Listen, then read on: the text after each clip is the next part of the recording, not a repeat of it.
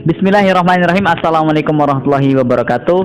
Puji syukur kami panjatkan atas kehadirat Allah Subhanahu wa taala yang telah memberikan berkat, rahmat dan hidayahnya, maka video ini dapat diselesaikan tepat waktu.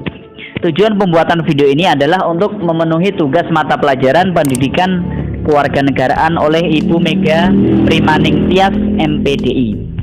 Nah, tidak lupa kami ucapkan terima kasih kepada teman-teman dan keluarga yang selalu mendukung saya dalam menyelesaikan tugas video ini. Namun, saya menyadari bahwa video ini masih banyak kekurangan sehingga saya sangat mengharapkan kritik dan saran yang membangun.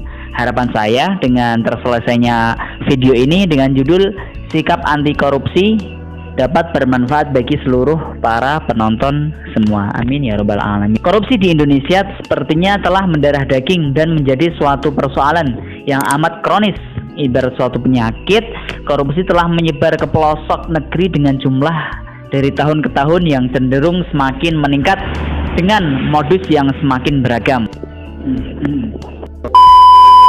Hasil riset yang dilakukan oleh berbagai lembaga menunjukkan tingkat korupsi di Indonesia yang penduduknya mayoritas muslim ini termasuk yang paling tinggi di dunia. Bahkan sebuah surat kabar di Singapura menyebut bahwa Indonesia pernah dijuluki sebagai the envelope country.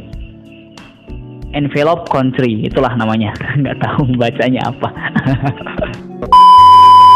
Untuk mengatasi semua permasalahan tentang korupsi di negara kita, terbentuk suatu lembaga Komite Pemberantasan Korupsi atau yang sering disebut dengan KPK.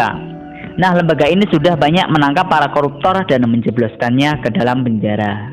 Sebuah wasiat pernah ditegaskan oleh Presiden Soekarno bahwa tugas berat bagi bangsa Indonesia yaitu dalam mengutamakan pelaksanaan dan karakter building.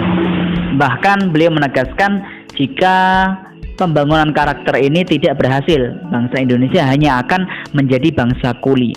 Jika dikaji lagi, perilaku korupsi di Indonesia sendiri memiliki dua akar penyebab. Yang pertama, ada korupsi yang bersifat sistematik dan muncul karena adanya dukungan sosial. Nah, sistematik di mana akar korupsi terjadi sebagai akibat dari sistem yang tidak karuan, saling bertentangan hukum satu dengan yang lain. Namun kali ini akan mengupas dan memperdalam tentang akar korupsi yang telah terjadi oleh dukungan sosial, baik orang tua ataupun keluarga, yang membuat seseorang mengambil keputusan untuk melakukan tindakan korup, entah karena terpaksa atau mengejar kegengsian untuk dunia semata. Dengan demikian, baik amanat maupun keadilan harus ditunaikan dan ditegakkan tanpa membedakan agama, keturunan, ataupun ras. Peran keluarga memang sangat perlu dan terutama dalam mengatasi korupsi. Contohnya, peran orang tua yang tidak membiasakan hidup yang berlebihan. Dalam hal ini, penting bagi orang tua agar mengarahkan anaknya untuk hidup mandiri dan membiasakan hidup jujur. Dalam pemahaman di atas, maka peran yang dapat dilakukan antara lain, keluarga adalah sekolah anti korupsi yang paling baik untuk anak. Bila mengandalkan pendidikan anti korupsi yang diajarkan di sekolah, itu terlalu sedikit waktu yang ada dan belum lagi mata pelajaran lain yang harus diselesaikan, maka pendidikan tersebut dapat dimulai sejak dini. Keluarga adalah institusi atau kebiasaan kontrol perilaku korupsi, dan kumpulan keluarga yang anti korupsi akan membentuk tatanan masyarakat yang anti korupsi juga. Nah, kumpulan keluarga yang anti korupsi dan membentuk tatanan masyarakat yang anti korupsi akan terbentuk bangsa dan negara yang anti korupsi. Oleh karena itu, pendidikan anti korupsi dan penanaman hidup sederhana sejak dini dalam keluarga perlu diimplementasikan dengan efektif, karena hidup sederhana dapat menjadi benteng dari serangan hawa nafsu yang mengajak ke dalam kebatilan, sehingga dari kesederhanaan tersebut dapat menumbuhkan rasa syukur dan merasa cukup atas rezeki yang telah diberikan Allah Subhanahu wa taala. Indonesia Corruption Watch atau ICW menemukan fakta bahwa masih ada tindak korupsi yang terjadi di sektor layanan publik. Setidaknya ada tiga karakteristik korupsi yang terjadi di sektor layanan publik. Koordinator ICW Adnan Topan Husodo mengatakan 3 karakteristik yaitu dilakukan oleh penjabat di level menengah ke bawah, yang dilakukan secara menyebar dengan nilai korupsi yang kecil, serta dilakukan dalam bentuk pemerasan ataupun pungli. Adnan juga menilai perlu adanya perbedaan dalam menangani kasus pungli dengan kasus suap. Menurutnya, hukum saja tidak dapat menjadi dasar pemberantasan pungli.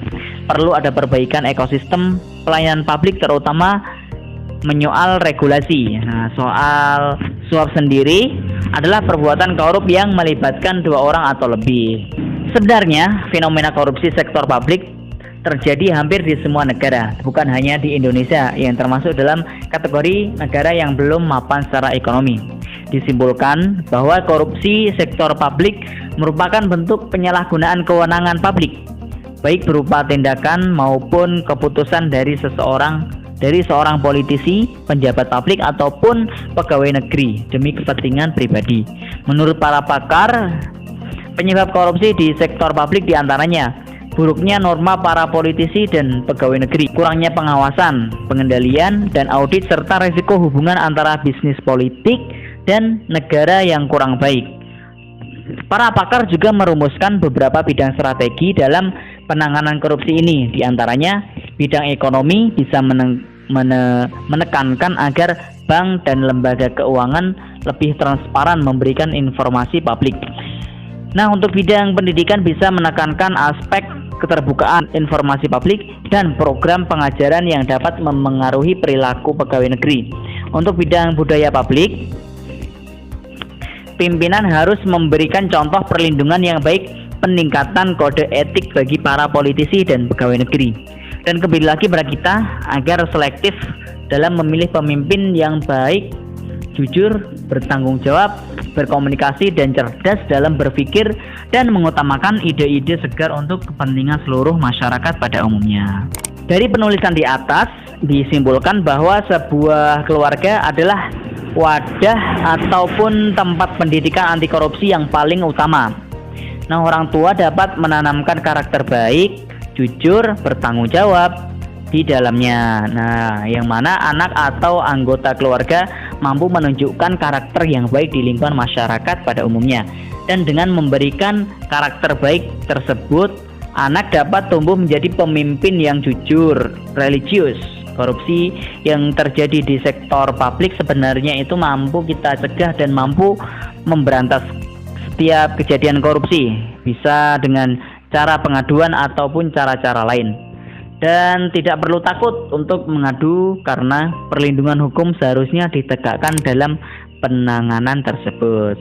Terima kasih.